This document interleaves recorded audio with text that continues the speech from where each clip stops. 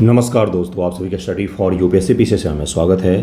वैसे तो मुझे सुबह सुबह साइंस और करंट का एमसीक्यू करवाना था और ज्योग्राफी का भी, लेकिन ये पेपर हुआ था 27 तारीख को और इसमें सवाल आए हुए हैं जीएस के और साइंस के बहुत अच्छे। बीपीएससी लॉ ऑफिसर का पेपर है, यह बीपीएससी लॉ ऑफिसर का पेपर है और इसका ऑफिशियल आंसर की भी बीपीएससी ने जारी कर दिया है। उसी के द्वारा जो आंसर दिए गए हैं उन्हीं के आधार पर ये वीडियो होगा, इसको देख लीजिएगा, क्योंकि इसमें मुझे जो ऐसा लगा कि करंट अफेयर और साइंस के जो सवाल है ना, ख़ास तौर से साइंस, ये काफ़ी परेशान करने वाला सवाल है। कुछ तो ऐसे सवाल पूछे गए हैं जो बोला जाता है आयोग के द्वारा कि हम 10th स्टैंडर्ड का सवाल पूछते हैं, लेकिन 10th स्टैंडर्ड का कहीं से भी वो लगता नहीं है।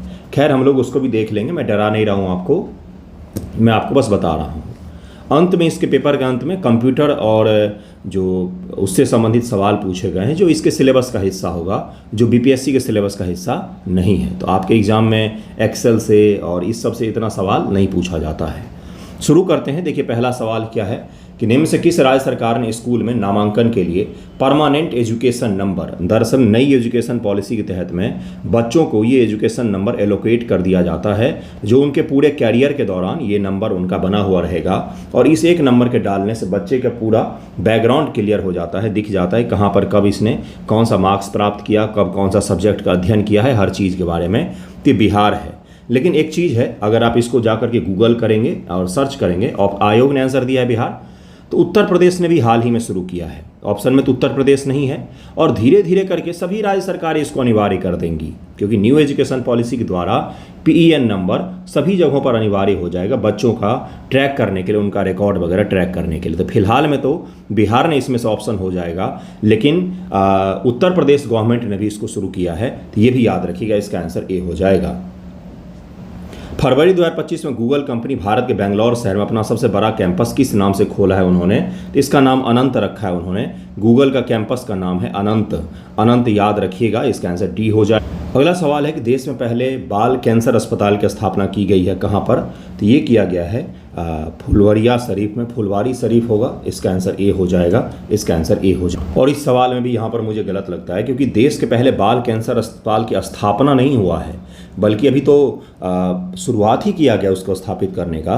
13 दिसंबर 2024 को बिहार के सीएम जो हैं नीतीश कुमार, उन्होंने इस फाउंडेशनल स्टोन ही रखा है यहाँ पर फुलवारी शरीफ में चाइल्ड कैंसर हॉस्पिटल के लिए, महावीर चाइल्ड कैंसर हॉस्पिटल के लिए रखा है। तो ये भी याद रखिएगा, इसका आंसर ए हो जाएगा। सर्वाधिक ग्रैंड स्लैम मैच खेलने वाला खिलाड़ी कौन है? खेलने वाला पूछा जा रहा है, इसका आंसर हो जाएगा नोवाक जोकोविच, इसका आंसर डी हो जाएगा। बिहार के लिए कला के क्षेत्र 2025 में श्रीमती शारदा सिन्हा मरणोपरांत को किस पुरस्कार से सम्मानित किया गया है? तो आपको पता होगा कि इनको पद्म भूषण, पद्म विभूषण दोनों मिल चुका है। पहले पद्म भूषण मिला था, अब पद्म विभूषण से सम्मानित किया गया है। मरणोपरांत पूछा जा रहा है, मृत्यु के उपरांत उनको पद्म विभूषण से सम्मानित किया गया है। अगला सवाल है कि ऑपरेशन डेविल हंट, ये जो बांग्लादेश के वर्तमान में मोहम्मद मोइजू सरकार हैं, उन्होंने इसको शुरू किया था और उन्होंने शुरू किया किस चीज़ को लेकर? मोहम्मद यूनुस है, मोइजू मैंने गलती से बोल दिया, वो मालदीव के हैं। इसका आंसर क्या हो जाएगा? उपयुक्त सभी। यह बांग्लादेश के अंतरिम यूनुस सरकार द्वारा शुरू किया गया, 8 फरवरी 2025 को शुरू किया गया। ये ऑपरेशन शेख हसीना के समर्थकों की तलाश में है। शेख हसीना जो उनकी पार्टी है, उनके समर्थकों की तलाश और उनको गिरफ्तार करके सजा देने से संबंधित है, इसलिए इसका आंसर क्या हो जाएगा? इसका आंसर डी हो जाएगा। आईसीसी चैंपियंस ट्रॉफी 2025 में मैन ऑफ द सीरीज किस खिलाड़ी के नाम रहा? तो 7 का आंसर क्या हो जाएगा? Virat Kohli. Wisden cricket of the world 2025 से संबंधित है कौन? तो 8 का आंसर हो जाएगा जसप्रीत बुमराह और स्मृति मंधाना को दिया गया है। 11वीं ब्रिक्स पर्यावरणीय मंत्रियों की बैठक 3 अप्रैल 2025 को आयोजित हुआ, कहाँ पर आयोजित हुआ गया है? तो ये ब्राजीलिया में आयोजित हुआ है, ब्राज़ील में, इसका आंसर सी हो जाएगा। देखिए कब का है, तो 3 अप्रैल का है और एग्ज़ाम कब हुआ है? एग्ज़ाम हुआ है जुलाई में, है ना। तो इसी के आसपास के सबसे ज़्यादा करंट अफेयर पूछे जाते हैं लास्ट के 6 मंथ से। कश्मीर घाटी करेवा का मैदान निम्न से किसके लिए जाने जाते हैं? तो करेवा का मैदान एक तो केसर उत्पादन के लिए भी जाना जाता है, लेकिन इसके अलावा यहाँ पर ब्लू पाइन भी खूब सारे उपजते हैं। तो इसका आंसर क्या हो जाएगा? इसका आंसर ए हो जाएगा। खिचान और मेनार रामसर आर्द्रभूमि क्षेत्र निम्न से भारत के किस राज्य से संबंधित हैं? खिचान और मेनार जो हैं यह राजस्थान में स्थित हैं, राजस्थान में स्थित। और सबसे लेटेस्ट करंट अफेयर यही है, 5 जून 25 को इसको रामसर साइट घोषित किया गया है। तो बिल्कुल ही जून के महीने में घोषित किया गया और ये आपके एग्जाम में पूछा गया है। निम्न से कौन सा क्षेत्र मालवा के पठार की पूर्वी सीमा को निर्धारित करता है? मालवा का पठार यहाँ पर है ना। तो इसकी पूर्वी सीमा के बारे में पूछा गया है, तो ये कौन सा हो जाएगा? 12 का आंसर हो जाएगा। बुंदेलखंड का जो क्षेत्र है यह मालवा के पठार की पूर्वी सीमा को निर्धारित करता है। ब्रह्मानी नदी का निर्माण निम्न से किन नदियों के संगम से होता है? तो 13 का आंसर क्या हो जाएगा? इसका आंसर हो जाएगा डी, कोयल और शंख नदियों के संगम से होता है। और कोयल में भी बोलेंगे तो सही शब्द जो होता है वो है दक्षिणी कोयल और शंख नदी। किस राज्य में बहती है बंधुओं? तो यह उड़ीसा राज्य में है, यह भी याद रखिएगा, उड़ीसा राज्य में है। ठीक है, अगले सवाल पर चलते। अगला सवाल है, निम्न से किस स्थान का वार्षिक तापांतर सबसे अधिक है? वार्षिक ताप अंतर किसको कहा जाता है? टेम्परेचर डिफरेंस किसको कहा जाता है भाई? तो दरअसल में दिन के और रात के अंतर में जितना होगा उसको बोलते हैं दैनिक तापांतर। वार्षिक तापांतर यानी कि एक वर्ष में वहाँ पर कितना ज़्यादा तापमान बदल रहा है, ये भी ध्यान रखिएगा। वार्षिक तापांतर पूछा है या दिन का तापांतर पूछा है, ये दोनों को ध्यान से देखना है आपको। तो 14 का आंसर क्या हो जाएगा इनमें से? 14 का आंसर हो जाएगा नई दिल्ली। क्यों इसमें से आंसर होगा? देखिए जरा ध्यानपूर्वक देखिएगा। बेंगलोर कहाँ पर है? यहाँ पर। बेंगलोर का साल भर मौसम सुहाना रहता है, कभी भी वहाँ पर 45-46 डिग्री टेम्परेचर नहीं जाता है और ना ही 5 डिग्री 6 डिग्री टेम्परेचर जाता है। बाकी कोच्चि कहाँ पर है भाई? तो तटीय शहर है, कोच्चि तटीय शहर है। उसके अलावा मुंबई ये भी तटीय शहर है और बेंगलोर का बता ही दिया मैंने आपको। तो तटीय शहर जो भी होते हैं वहाँ पर भी तापमान न तो बहुत ज़्यादा जाएगा न तो बहुत कम जाएगा। लेकिन दिल्ली, यहाँ पर गर्मी में जो तापमान है दिल्ली में यह 48 से 49 डिग्री सी तक चला जाता है और 47 तो जाता ही है। और सर्दी में इसका तापमान 3 डिग्री 4 डिग्री 0 डिग्री तक टच कर जाता है। तो वार्षिक रूप से इसका ताप का अंतर जो है वो बहुत ही ज़्यादा है। एक और उदाहरण से मैं समझा देता हूँ, दैनिक तापांतर कहाँ पर ज़्यादा होगा? अगर यहीं पर दिया हुआ रहता दैनिक तापांतर कहाँ पर ज़्यादा होगा और नई दिल्ली की जगह पर क्या दिया हुआ रहता? यहाँ पर दिया हुआ रहता राजस्थान का जैसलमेर, तो वहाँ पर हो जाता दैनिक तापांतर ज़्यादा, क्योंकि रेत है वहाँ। दिन में रेत तप के बहुत ज़्यादा गर्म हो जाती है, 50 डिग्री सी तक तापमान चला जाएगा। वहीं रात में रेत ठंडा होने पर अचानक से तापमान ड्रॉप हो जाता है और आपको एक पतली सी चादर ओढ़नी पड़ेगी। बिल्कुल सही सुन रहे हैं आप। इसके कारण से वहाँ पर दैनिक ताप का अंतर बहुत ही ज़्यादा होता है। डे बाय डे का तापमान का अंतर बहुत ज़्यादा होता है। दिन में वहाँ पर गर्मी लगती है, रात को आपने कई सारे राजस्थान के फोटो देखे होंगे जिसमें लोग आग जला के उसके इर्द गिर्द खेलते घूमते रहते हैं, तो वो इसी कारण से होता है। इसका आंसर सी हो जाएगा। जनपाओ पहाड़ियों में निम्न से कौन सी नदी निकलती है? जनपाओ पहाड़ियों से, तो 15 का आंसर क्या हो जाएगा? यहाँ से चंबल नदी निकलती है। चंबल भारत की सबसे साफ नदी है, गहरे खड्ड का भी निर्माण करते हुए बहती है और इसमें कई सारे बांध भी बनाए गए हैं और इसमें घड़ियाल पाए जाते हैं। सबसे बड़ी खासियत इसकी ये भी है, राजस्थान एमपी होते हुए यह बहती है। तो इसका आंसर डी हो जाएगा। निम्न से कौन सा विकल्प भारत में खारी और क्षारीय मिट्टियों का प्रतिनिधित्व करती है? तो 16 का आंसर क्या हो जाएगा? इसका आंसर थुड़ हो जाएगा। इसका आंसर डी हो जाएगा। नीति दर्रा, रोहतांग दर्रा, लाखापानी दर्रा, खुंजरेब दर्रा। तो रोहतांग दर्रा के बारे में तो पता ही होगा। रोहतांग बहुत सारे लोग घूमने भी जाते हैं। रोहतांग कहाँ पर है भाई? तो नीति का सबसे पहले नीति उत्तराखंड हो जाएगा, रोहतांग हिमाचल प्रदेश में हो जाएगा। रोहतांग घूमने जाते बहुत खूबसूरत जगह है। यहाँ पर जाने के लिए आपको पास लेना पड़ता है। लाहौल स्पीति जो जाते हैं तो रोहतांग दर्रा से होते हुए एक रास्ता है और एक रास्ता है किन्नौर से होते हुए। तो इसका आंसर ये हो जाएगा। लाखापानी दर्रा कहाँ पर हो जाएगा? तो ये अरुणाचल प्रदेश में है। और खुंजरेब दर्रा या लद्दाख में स्थित है। इसका आंसर ए हो जाएगा। जब पैसे वैसे कमाना, आप लोग ऑफिसर बन जाना, तो घूमना फिरना भी। युद्ध का प्रारंभ मनुष्य के मस्तिष्क में होता है, किस ग्रंथ में लिखा हुआ है? तो दरअसल में अथर्ववेद में है। अथर्ववेद का कथन है कि पहले युद्ध जो है मनोभूमि में लड़ा जाता है। आपने महाभारत का वो डायलॉग सुना है क्या? नई वाली महाभारत का स्टार प्लस पर जो आता है कि युद्ध भूमि से पहले मनोभूमि में लड़ा जाता है, वो वेद से ही आया है कि पहले मनोवैज्ञानिक युद्ध होता है, उसके पश्चात युद्ध शुरू होता है वास्तविक तौर पर। इसका आंसर सी हो जाएगा। इसका आंसर सी हो जाएगा। रस चिकित्सा का आविष्कार किसने किया था? तो नागार्जुन को इसका श्रेय दिया जाता है। बीपीएससी के आंसर में तो यही दिया हुआ है कि इस अभिलेख में अशोक बुद्ध धर्म और संघ के प्रति विश्वास प्रकट करते हैं। तो जो सम्राट अशोक हैं, अशोक महान, हम लोग केवल अशोक बोलते हैं। बाकी इंग्लिश में किसी बड़े हिस्टोरियन का किताब अगर पढ़ेंगे तो कभी भी अशोक नहीं बोलते, द ग्रेट अशोका लिखा जाता है। उनके नाम के सामने द ग्रेट जरूर मेंशन किया जाता है, उसके बिना लिखा ही नहीं जाता है। भारत के 3 ही राजा वैसे हुए हैं जिनके सामने ग्रेट लगाया जाता है। एक अशोक हैं द ग्रेट, एक द ग्रेट किसके सामने? तो अकबर महान जिसको बोलते हैं, और द ग्रेट छत्रपति शिवाजी। 3 ही लोगों के सामने द ग्रेट लगता है पूरे भारतीय इतिहास में। तो इसका आंसर जरूर याद रखिएगा। 20 का आंसर क्या हो जाएगा? इसका आंसर भाबरू शिलालेख हो जाएगा। भाबरू हो, ये राजस्थान में है। भाबरू जगह कहाँ पर है? तो राजस्थान में, ये भी याद रखिएगा।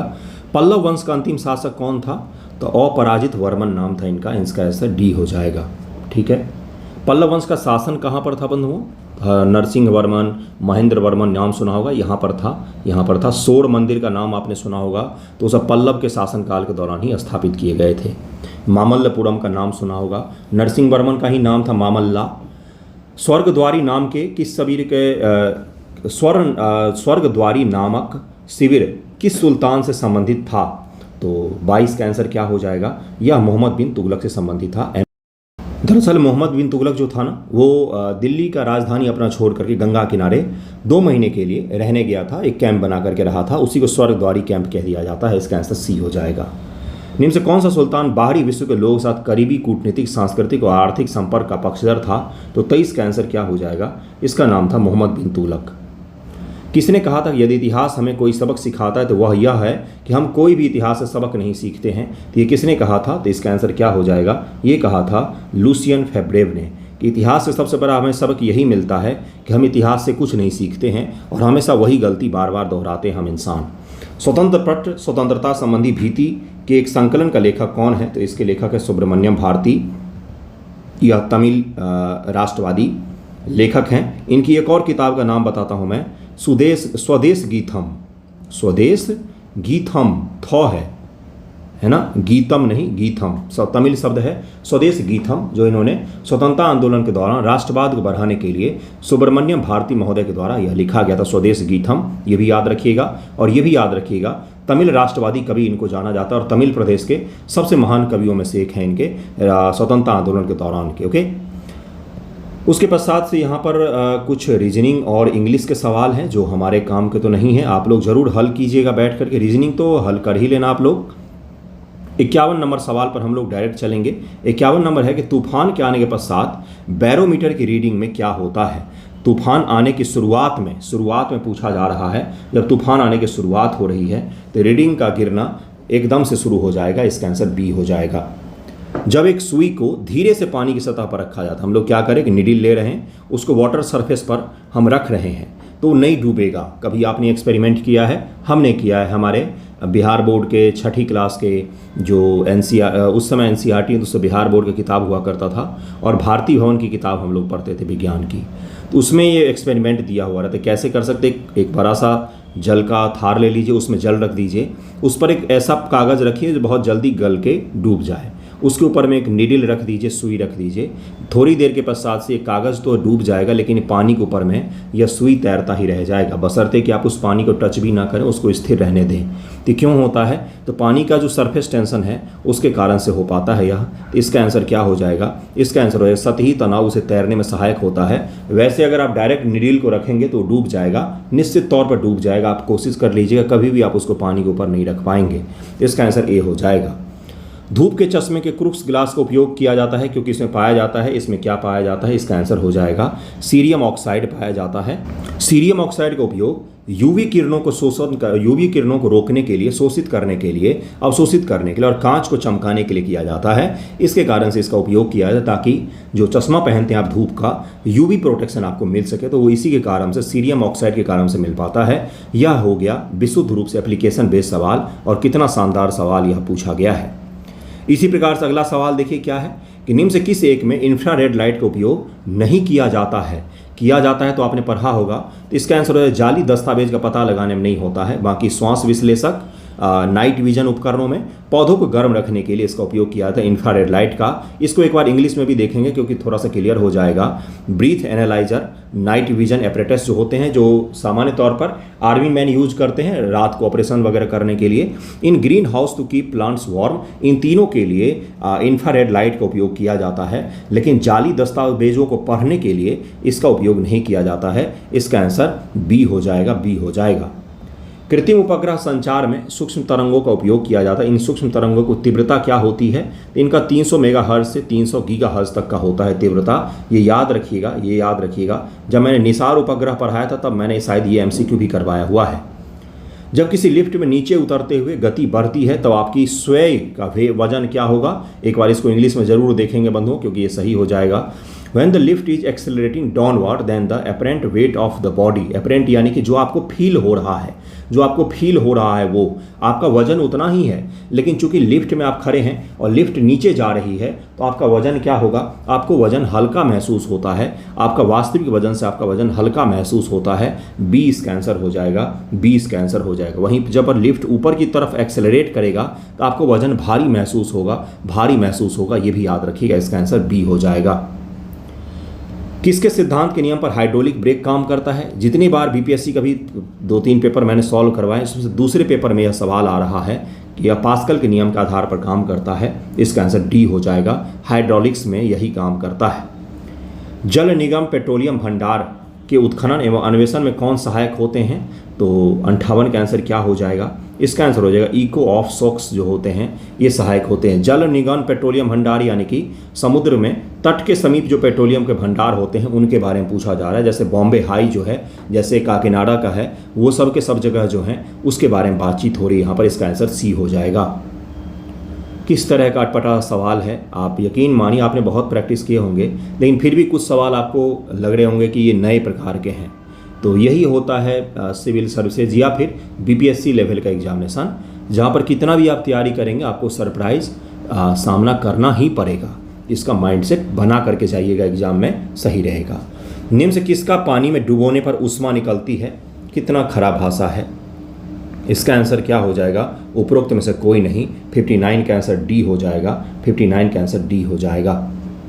हीटर की कॉइल बनी होती है, तो इसका आंसर हो जाएगा या टंगस्टन की बनी होती है। 60 का आंसर सी हो जाएगा। सबसे साधारण पैराफिन संरचना वाला कौन सा है, तो मीथेन है। मीथेन का सबसे साधारण संरचना हो, एक कार्बन ले लीजिए, उसमें 4 तरफ हाइड्रोजन दे दीजिए। सबसे आसान हाइड्रोकार्बन यही होता है, सबसे सरल हाइड्रोकार्बन यही है, CH4 है, यही तो मीथेन है ना। तो इसको भी याद रखिएगा। इसका आंसर ए हो जाएगा। कार्बन और 2 ऑक्सीजन आ जाता है CO2 में, तो इसका आंसर ए हो जाएगा। इसमें भी हाइड्रोजन H2O आ जाएगा। सीमेंट निर्माण मिश्रण क्लिंकर में CaSO4 और .2H2O जिप्सम मिलाया जाता ताकि, तो जिप्सम जो है सीमेंट का जमने का दर को धीमा कर देता है। अगर सीमेंट हम डालेंगे और तुरंत ही जम जाए तो वो सही से नहीं जम पाएगा, उसमें गैप्स बन जाएंगे, उसमें हवा प्रवेश कर जाएगा, जिसके कारण से धीरे धीरे वो खोखला हो जाएगा। इसके कारण से इसमें जिप्सम का उपयोग किया जाता है ताकि धीरे धीरे सीमेंट जमे और उसको जो कारीगर हैं वो सही से एडजस्ट भी कर पाएँ। वाइब्रेट क्या होगा, देखा होगा अगर आपने घर के ढलाई वगैरह, तो अब तो बड़े बड़े उपकरण वाइब्रेटर वगैरह का उपयोग किया जाता है, जिससे हम लोग क्या करते हैं, कंक्रीट को वाइब्रेट करके उनको बिठाने का प्रयास करते हैं, है ना। तो वो भी इसी कारण से किया है ताकि सही से एडजस्ट हो, उसके बीच में गैप ना रहे। तो सीमेंट के जमने की दर को घटाने के लिए जिप्सम का उपयोग किया जाता है। 62 का आंसर डी हो जाएगा। अगला सवाल है, प्याज में पाया जाने वाला यौगिक जो अश्रु ग्रंथियों को उत्तेजित करता है जिसके कारण से आपकी आंखों से आंसू निकलने लग जाते हैं, तो 63 का आंसर हो जाएगा। एसिल सल्फाइड यौगिक होते हैं। इसका आंसर बी हो जाएगा। इसका क्या निवारण होता है भाई, तो आप पानी में डुबो दें इसको छिलका छील करके कुछ देर, तो फिर आंसू नहीं निकलेंगे क्योंकि ये धुल जाएगा। ये हीरे कैरेट में मापे जाते हैं। 1 कैरेट का वजन कितना होता है, तो 200 मिलीग्राम होता है।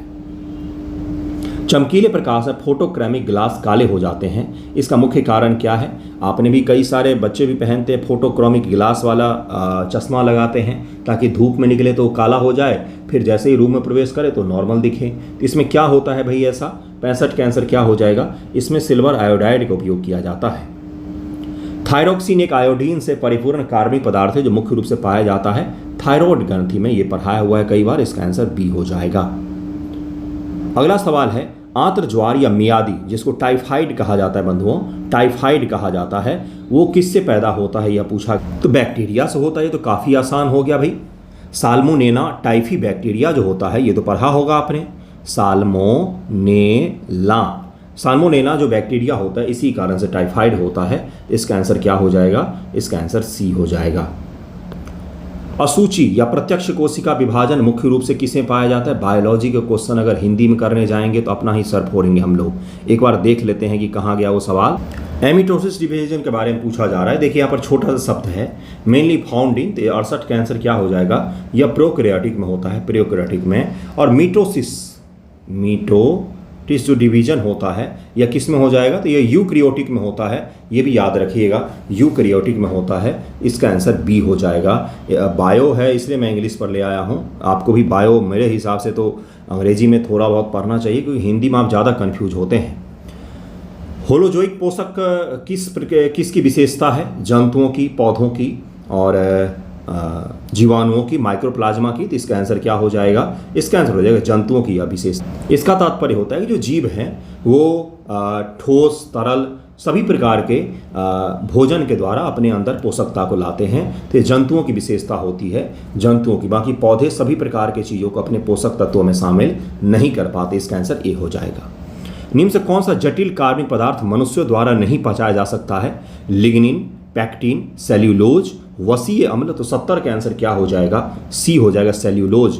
ये पचाने के लिए हमारे जो पाचन सिस्टम है उसमें अंग ही नहीं होते हैं। सेल्यूलोज यानी कि घास हो गया, पेड़ पौधे के पत्ते हो गए, तो ये हम नहीं पचा पाते हैं।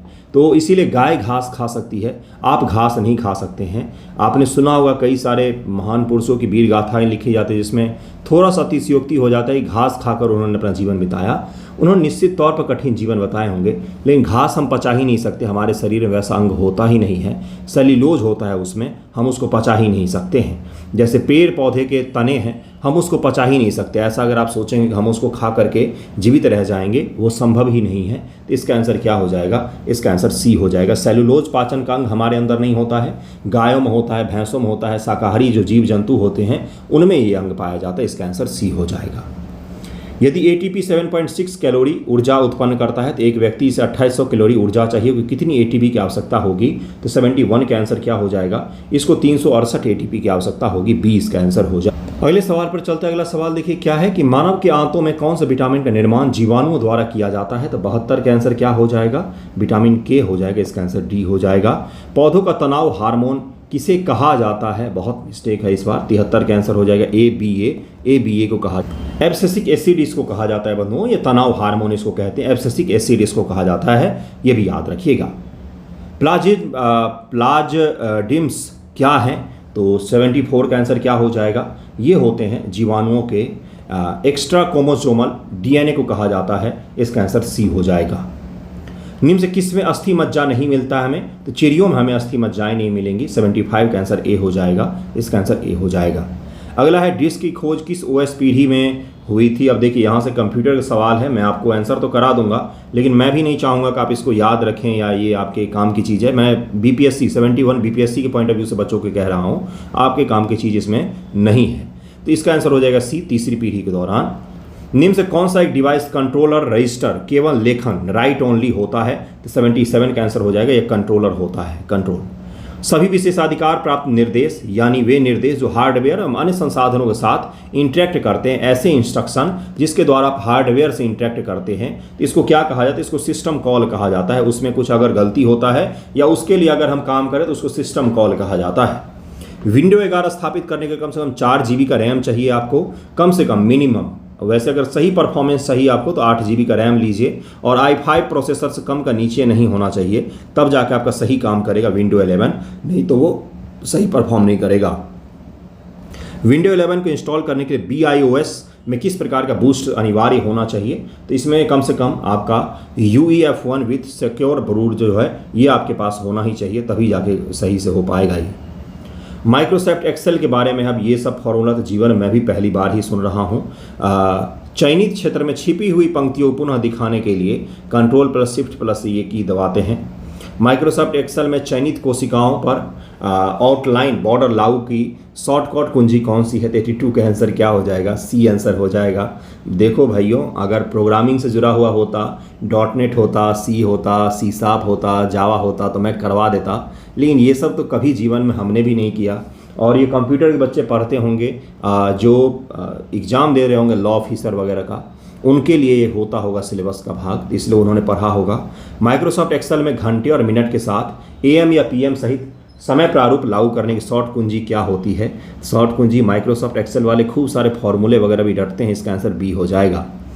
माइक्रोसॉफ्ट एक्सेल में अंतिम कमांड या क्रिया को दोहराने की शॉर्ट कुंजी क्या होती है?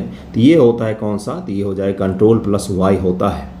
विंडो 11 में default web browser Microsoft Edge मिला हुआ है, जो काफ़ी अच्छा ब्राउज़र है, शानदार काम करता है। बहुत सारे उपयोग हैं इसके, PDF वगैरह भी पढ़ने के लिए या उनमें कई सारे ऑनलाइन पढ़ाने के लिए उपयोग होता है वो। Data link layer, network layer, ये नेटवर्क में अलग अलग लेयर्स होते हैं, उनके बारे में पूछा गया है। Transport layer, application layer, network में अलग अलग OCI और OCI नहीं OSI में 7 लेयर्स होते हैं। हाँ 7 ही होते हैं, मैं याद करने की कोशिश कर रहा हूँ, बहुत साल पहले पढ़ा है। एप्लीकेशन लेयर होता है, उसके बाद से प्रेजेंटेशन लेयर होता है शायद, तीसरा सेशन लेयर होता है, चौथा ट्रांसपोर्ट होता है, पांचवा नेटवर्क होता है, छठा डेटा लिंक होता है शायद, और सातवां फिजिकल लेयर होता है।